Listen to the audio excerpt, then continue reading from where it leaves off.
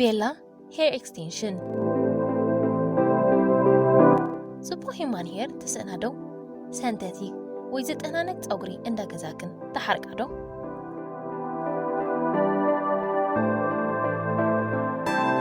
ንዓኸን ዝኸውን ደስ ዘብል ሓድሽ ዜና ቀሪብናልክና ኣለና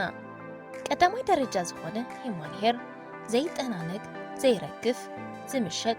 ፓሌስትራ ክስሓብ ዝኽእል ብሉጽ ጸጉሪ ሂማን ሄር ኣብ ውሽጢ ኢሮባ ቀሪብናልክና ኣለና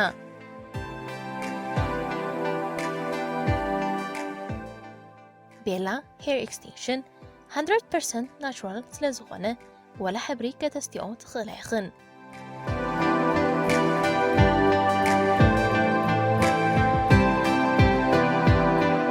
ቤላ ሄር ኤክስቴንሽን ሂማን ሄር ብባንድን ማለት ተሰፊዩ ወይ ከዓ ብክሊፕ ባዕልኽን ኣብ ገዛ ከተልግቦ ትኽእል ኣይኽን ቁሪ ከይተሃረብክንን ካብ ገዛ ከይወፃኽንን ኣብ ውሽጢ ቁሩብ መዓልቲ ብመንገዲ ፖስታ ኣብ ገዛኽን ክበፅሓልክን ይኽእል እዩ